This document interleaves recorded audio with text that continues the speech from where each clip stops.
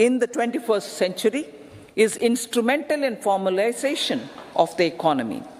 Number 4, goods and services tax has enabled one nation, one market, one tax.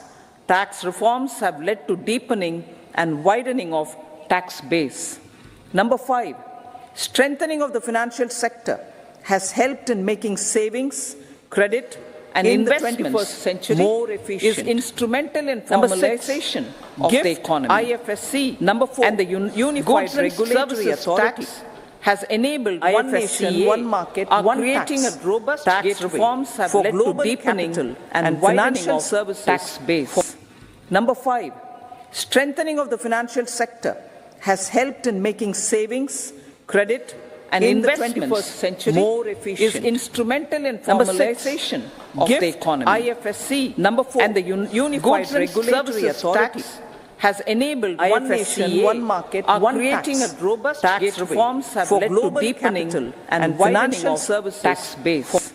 Number 5, strengthening of the financial sector has helped in making savings, credit, and in investments the 21st century more efficient. Is instrumental in formalization of the economy. IFSC. Number 4, and the Unified Regulatory Authority has enabled one nation, one market, one creating tax. A robust tax reforms have led to deepening and widening of services tax base. Number 5, strengthening of the financial sector has helped in making savings, credit, and in the 21st century more efficient. Is instrumental in formalization of the economy. IFSC. Number 4, and the Unified Regulatory Authority has enabled one nation, one market, one creating tax. A robust services tax base. Number 5, strengthening of the financial sector has helped in making savings, credit, and in the 21st century more efficient. Is instrumental in formalization of the economy. IFSC. Number 4, and the Unified Regulatory Authority has enabled one nation, one market.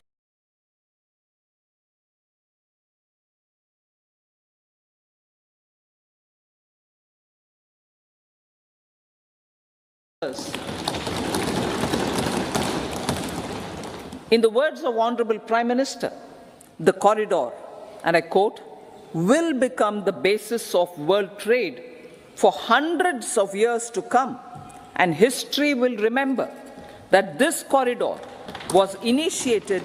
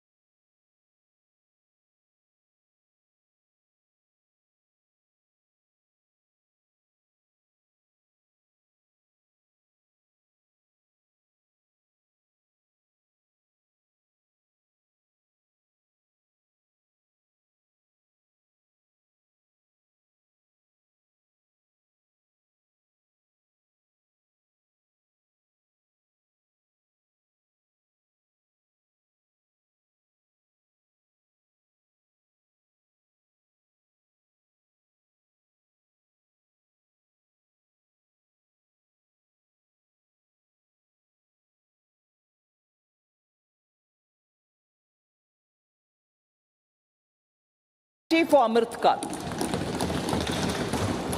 Our government will adopt economic policies that foster and sustain growth, facilitate inclusive and sustainable development, improve productivity, create opportunities for all, help them enhance their capabilities, and contribute to generation of resources to power investments and fulfill aspirations.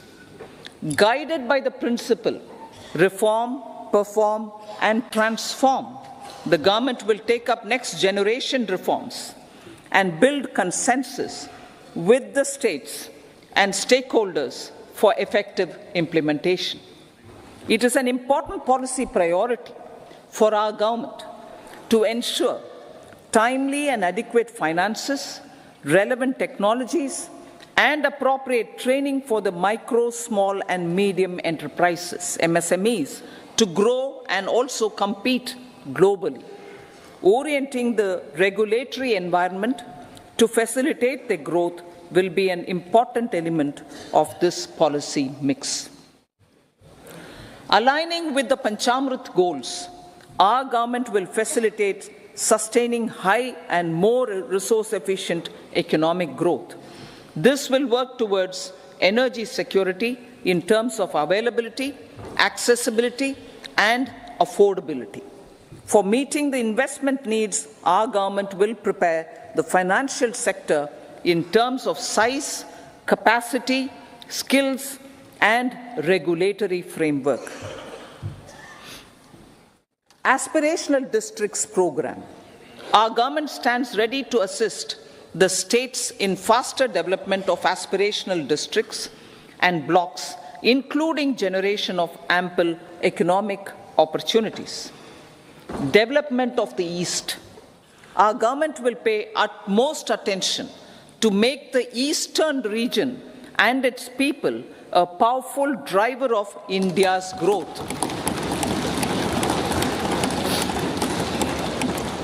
PM Awas Yojana Gramin. Despite the challenges due to COVID, implementation of PM Awas Yojana Gramin continued, and we are close to achieving the target of 3 crore houses. 2 crore more houses will be taken up in the next 5 years to meet the requirement arising from increase in the number of families. Rooftop solarization and Muft Bijli. Through rooftop solarization, 1 crore households will be enabled to obtain up to 300 units free electricity every month. This scheme follows the resolve of Honorable Prime Minister on the historic day of consecration of Sri Ram Mandir in Ayodhya. Following benefits are expected. Savings up to 15 to 18,000 rupees annually for households from free solar electricity and selling the surplus to the distribution companies. Charging of electric vehicles. Entrepreneurship opportunities for a large number of vendors for supply and installation. Employment opportunities for the youth with technical skills in manufacturing, installation, and maintenance. Housing for middle class. Our government will launch a scheme to help deserving sections of the middle class, and I quote from Honorable Prime Minister's words, living in rented houses or slums or chawls and unauthorized colonies, unquote, to buy or build their own houses.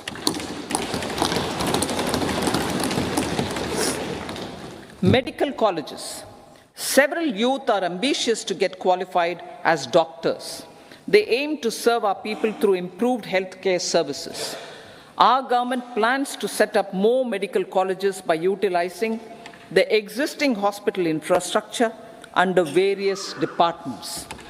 A committee for this purpose will be set up to examine the issues and make relevant recommendations. Cervical cancer vaccination. Our government will encourage vaccination for girls in the age group of 9 to 14 years for prevention of cervical cancer. Maternal and child health care. Various schemes for maternal and child care will be brought under one comprehensive program for synergy in implementation. Upgradation of Anganwadi centers under Saksham Anganwadi and Poshan 2.0 will be expedited for improved nutrition delivery, early childhood care, and development. The newly designed U-Win platform for managing immunization and intensified efforts of Mission Indradhanush will be rolled out expeditiously throughout the country. Ayushman Bharat. Healthcare cover under Ayushman Bharat scheme will be extended to all ASHA workers, to all Anganwadi workers and helpers. Agriculture and food processing. The efforts of value addition in agriculture sector and boosting farmers' incomes will be stepped up. Pradhan Mantri Kisan Sampada Yojana has benefited 38 lakh farmers and generated 10 lakh employment. Pradhan Mantri Formalization of Micro Food Processing Enterprises Yojana has assisted 2.4 lakh SHGs and 60,000 individuals with credit linkages. Other schemes are complementing the efforts for reducing post-harvest losses and improving productivity and incomes. For ensuring faster growth of the sector, our government will further promote private and public investment in post-harvest activities, including aggregation, modern storage, efficient supply chains, primary and secondary processing and marketing and branding. Nano DAP. After the successful adoption of nano urea, application of nano DAP on various crops will be expanded in all agroclimatic zones. Atmanirbhar Oil Seeds Abhiyan. Building on the initiative announced in 2022, a strategy will be formulated to achieve Atmanirbharta for oil seeds such as mustard, groundnut, sesame, soya bean, and sunflower. This will cover research for high-yielding varieties, widespread adoption of modern farming techniques, market linkages, procurement, value addition, and crop insurance. Dairy development. A comprehensive program for supporting dairy farmers will be formulated. Efforts are already on to control foot and mouth disease. India is the world's largest milk producer with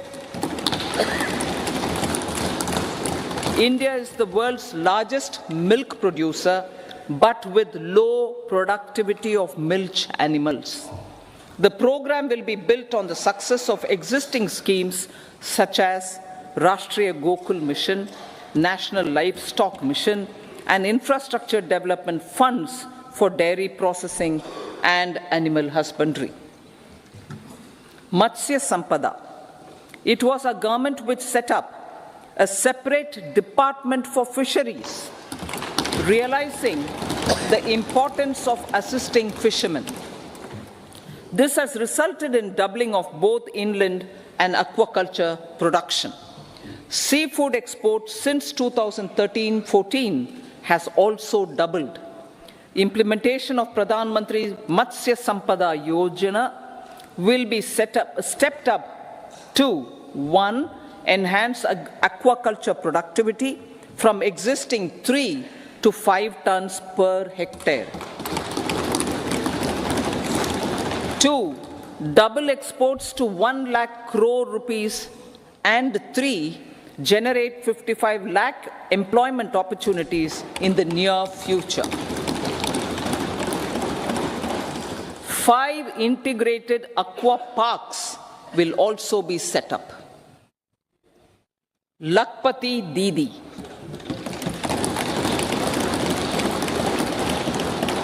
$83 lakh SHGs. 83 lakh SHGs with 9 crore women are transforming rural socio-economic landscape with empowerment and self-reliance. Honorable Speaker said, their success has assisted nearly 1 crore women to become Lakpati Didi already. They are an inspiration to others. Their achievements will be recognized through honoring them.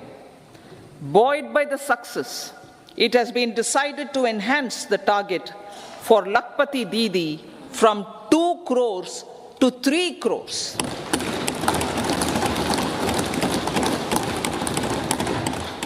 Technological changes, new age technologies and data are changing the lives of people and businesses.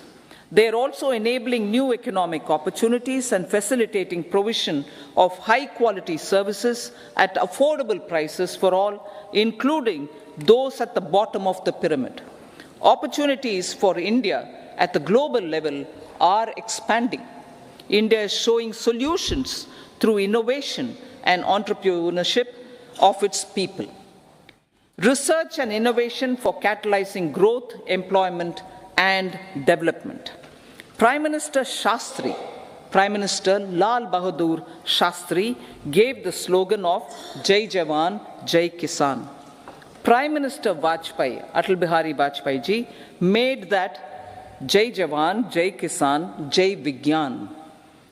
Prime Minister Modi has furthered that to Jai Jawan, Jai Kisan, Jai Vigyan, and Jai Anusandhan, as innovation is the foundation of development. For our tech-savvy youth, this will be a golden era. A corpus of 1 lakh crore rupees will be established with 50-year interest-free loan provided.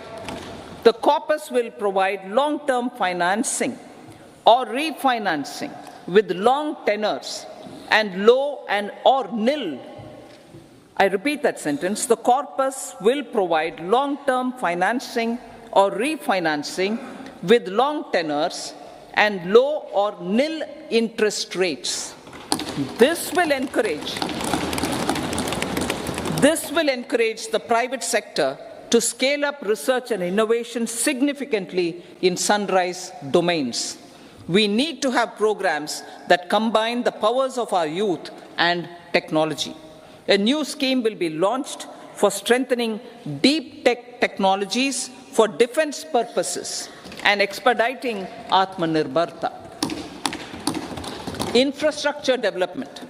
Building on the massive tripling of the capital expenditure outlay in the past 4 years, resulting in huge multiplier impact on economic growth and employment creation, the outlay for the next year is being increased by 11.1% to 11,111 crore rupees. This would be 3.4% of our GDP. Railways. 3 major railway corridor programs will be implemented. These are energy, mineral, and cement corridor. Number 2, port connectivity corridors. And number 3, high traffic density corridors. The projects have been identified under the PM Gati Shakti for enabling multimodal connectivity. They will improve logistics efficiency and reduce cost. The resultant decongestion of the high traffic corridors will also help in improving operations of passenger trains, resulting in safety and higher travel speed for passengers. Together with dedicated freight corridors, these 3 economic corridor programs will accelerate our GDP growth and reduce logistic costs.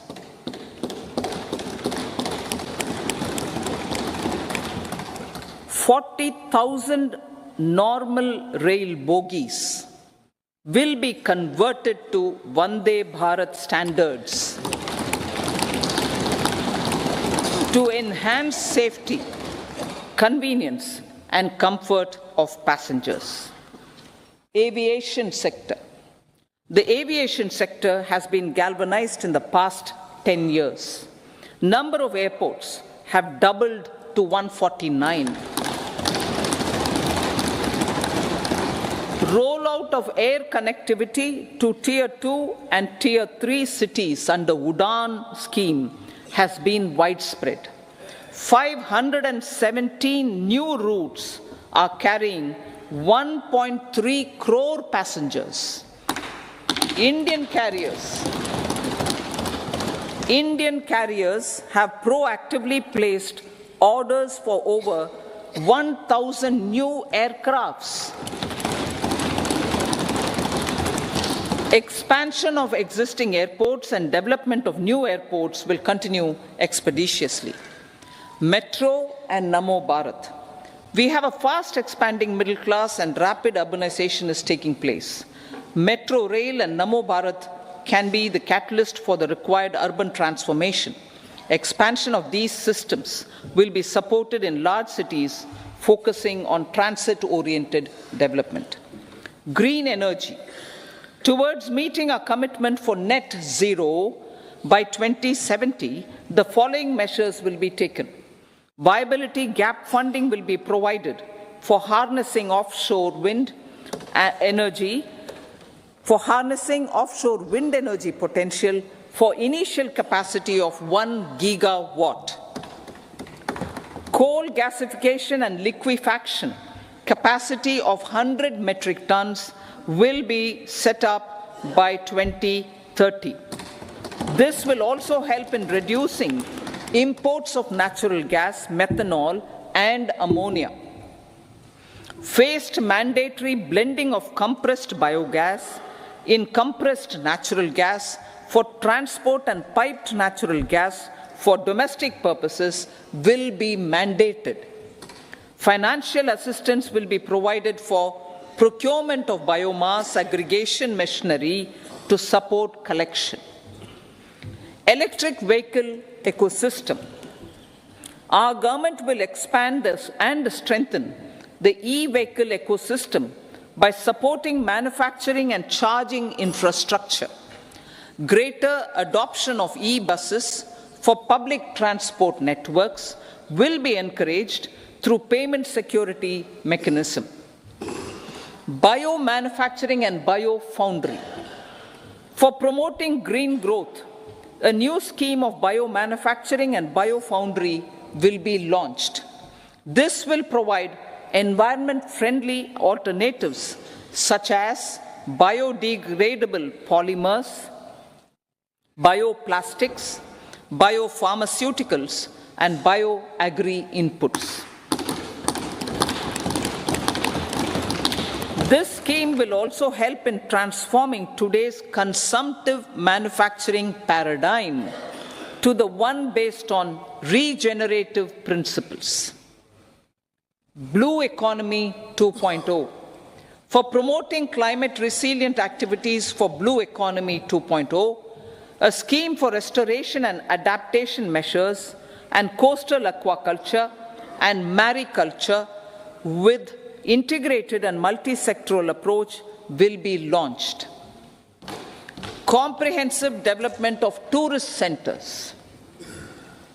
The success of organizing G20 meetings in 60 places presented diversity of India to global audience.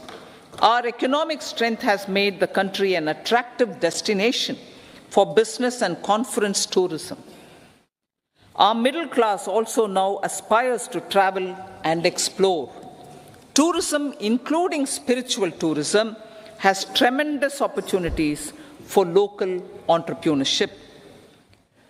States will be encouraged to take up comprehensive development of iconic tourist centers, branding and marketing them at global scale. A framework for rating of the centers based on quality of facilities and services will be established. Long-term interest-free loans will be provided to states for financing such development on matching basis. To address the emerging fervor for domestic tourism. Honourable Speaker, sir, projects for port connectivity, tourism infrastructure and amenities will be taken up on our islands, including Lakshadweep. This will help in generating employment also. Promoting investments. The FDI inflow during 2014 to 23 was $596 billion, marking a golden era. That is twice the inflow during 2005 to 14. For encouraging sustained foreign investment, we are negotiating bilateral investment treaties with our foreign partners in the spirit of First Develop India. FDI is First Develop India. Reforms in the states for Vikasit Bharat. Many growth and development enabling reforms are needed in the states for realizing the vision of Vikasit Bharat. A provision of 75,000 crore rupees as 50-year interest-free loan is proposed this year to support those milestone-linked reforms by the state governments. Societal changes. The government will form a high-powered committee for an extensive consideration of the challenges arising from fast population growth and demographic changes. The committee will be mandated to make recommendations for addressing these challenges comprehensively in relation to the goal of Vikasit Bharat. Amrit Kal as Kartavya Kal. Our government stands committed to strengthening and expanding the economy with high growth and to create conditions for people to realize their aspirations. Honourable Prime Minister, in his Independence Day address to the nation in the 75th year of our Republic, said, and I quote, "We commit ourselves to national development with new inspirations, new consciousness, new resolutions as the country opens up immense possibilities and opportunities. It is our Kartavya Kal." Unquote. Every challenge of the pre-2014 era was overcome through our economic management and our governance. These have placed the country on a resolute path of sustained high growth. This has been possible through right policies, true intentions, and appropriate decisions. In the full budget in July, Honourable Speaker, our government will present a detailed roadmap for our pursuit of Vikasit Bharat.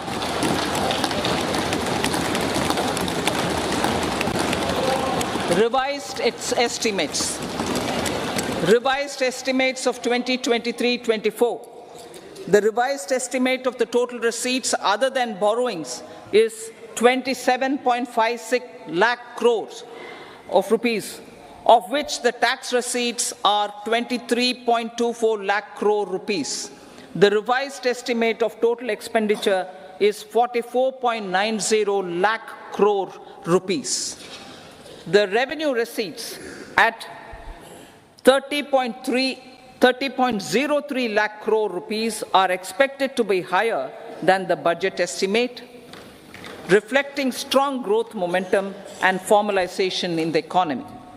The revised estimate of the fiscal deficit is 5.8% of GDP, improving on the budget estimate, notwithstanding moderation in the nominal growth estimates. Budget estimates for 2024-25. Coming to the year 2024-25, the total receipts other than borrowings and total expenditure are estimated at 30.80 and 47.66 lakh crore rupees respectively. The tax receipts are estimated at 26.02 lakh crore rupees. The scheme of 50-year interest-free loan for capital expenditure to states will be continued this year with an outlay of 1.3 lakh crore rupees. We continue on the path of fiscal consolidation, as announced in my budget speech of 2021-22, to reduce fiscal deficit below 4.5% by 25-26. The fiscal deficit in 2024-25 is estimated to be 5.1% of GDP, adhering to that path. So the gross and net market borrowings through dated securities during 24-25 are estimated at 14.13 lakh crore rupees and 11.75 lakh crore respectively. Both will be less than that in 23-24.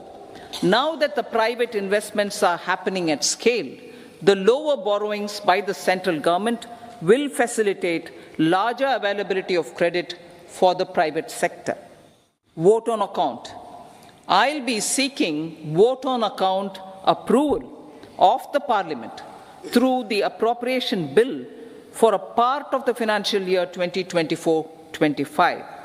I will now move to Part B. Honourable Speaker, sir, over the last 10 years, the direct tax collections have more than trebled and the return filers swelled 2.4 times. I would like to assure the taxpayers that their contributions have been used wisely for the development of the country and welfare of its people. I appreciate the taxpayers for their continued support. The government has reduced and rationalized tax rates. Under the new tax scheme, there is now no tax liability for taxpayers with income up to 7 lakh rupees, up from 2.2 lakh rupees in the financial year 2013-14. The threshold for presumptive taxation for retail businesses was increased from 2 crores to 3 crores. Similarly, the threshold for professionals eligible for presumptive taxation was increased from 50 lakh rupees to 75 lakh rupees. Also, corporate tax rate was decreased from 30% to 22% for existing domestic companies and to 15% for certain new manufacturing companies. Honourable Speaker, sir, in the last 5 years, our focus has been to improve taxpayer services. The age-old jurisdiction-based assessment system was transformed with the introduction of faceless assessment and appeal, thereby imparting greater efficiency, transparency, and accountability. Introduction of updated income tax returns, a new Form 26AS, and pre-filling of tax returns have made filing of tax returns simpler and easier. Average processing time of returns has been reduced from 93 days in the year 2013-14 to a mere 10 days this year, thereby making refunds faster. Indirect taxation. By unifying the highly fragmented indirect tax regime in India, the GST has reduced the compliance burden on trade and industry. The industry has acknowledged the benefits of GST. According to a recent survey conducted by a leading consulting firm, 94% of industry leaders view the transition to GST as largely positive. According to 80% of the respondents, it has led to supply chain optimization, as elimination of tax arbitrage and octroi has resulted in disbanding of checkposts at the state and city boundaries. At the same time, tax base of GST more than doubled, and the average monthly gross GST collection has almost doubled to 1.66 lakh crores this year. States too have benefited. States' SGST revenue, including compensation released to states, in the post-GST period of 2017-18 to 2022-23 has achieved a buoyancy of 1.22. In contrast, the tax buoyancy of state revenues from subsumed taxes in the pre-GST four-year period of 2012-13 to 2015-16 was a mere 0.72. The biggest beneficiaries are consumers, as reduction in logistic cost and taxes have brought down prices of most goods and services. We have taken a number of steps in customs to facilitate international trade. As a result, the import release time declined by 47% to 71 hours at inland container depots, by 28% to 44 hours at air cargo complexes, and by 27% to 85 hours at seaports over the last 4 years since 2019, when the national time release studies were first acted. Tax proposals. As for tax proposals, in keeping with the convention, I do not propose to make any changes relating to taxation and propose to retain the same tax rates for direct and indirect taxes, including import duties. However, certain tax benefits to startups and investments made by sovereign wealth or pension funds, as also tax exemption on certain income of some IFSC units, are expiring on 31/3/2024. To provide continuity in taxation, I propose to extend the date to 31/3/2025. Moreover, in line with our government's vision to improve ease of living and ease of doing business, I wish to make an announcement to improve taxpayers' services. There are a large number of petty, non-verified, non-reconciled or disputed direct tax demands, many of them dating as far back as 1962, which continue to remain on the books, causing anxiety to honest taxpayers and hindering refunds of subsequent years. Honourable Speaker, sir, I propose to withdraw such outstanding direct tax demands up to 25,000 rupees pertaining to the period up to financial year 2009-10 and up to 10,000 rupees for financial years 2010-11 to 2014-15. This is expected to benefit about 1 crore taxpayers. 1 crore taxpayers would benefit out of this. Economy then and now. In 2014, when our government assumed the reins, the responsibility to mend the economy step by step and to put the governance systems in order was enormous. The need of the hour was to give hope to the people, to attract investments, and to build support for the much-needed reforms. The government did that successfully, following a strong belief of nation first. The crisis of those years has been overcome, and the economy has been put firmly on a high, sustainable growth path with all-round development. It is now appropriate to look at where we were then. I repeat, it is now appropriate to look at where we were then till 2014 and where we are now, only for the purpose of drawing lessons from the mismanagement of those years. The government will lay a white paper on table of the House.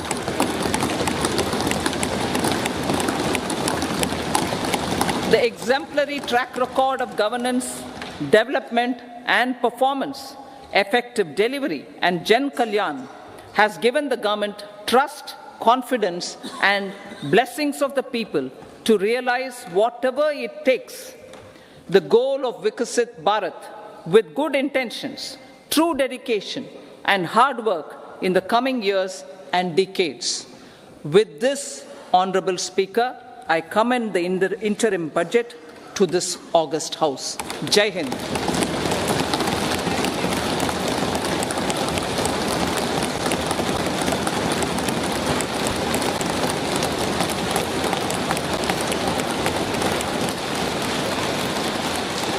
Item number 2 Shrimati Nirmala Sitharaman ji.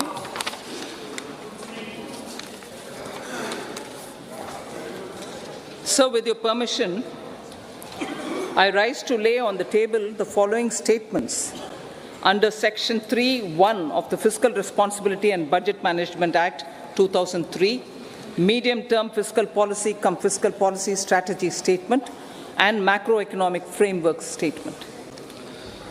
Item number 3, Srimati Nirmala Sitharaman ji. Sir, with your permission, I rise to move for leave to introduce the Finance Bill 2024. प्रश्न ये है कि विधेयक को पुनर्स्थापित करने की अनुमति प्रदान की जाए। जो सदस्य इसके पक्ष में हाँ कहें, जो सदस्य विरोध में ना कहें। मेरे विचार में निर्णय हाँ वालों के पक्ष हुआ, हाँ वालों के पक्ष हुआ। माननीय मंत्री जी विधेयक को पुनर्स्थापित करें। Sir, I introduce the bill. सभा की कार्रवाई शुक्रवार दिनांक 2 फरवरी 2024 को प्राप्त 11 बजे तक के लिए स्थगित की जाती है।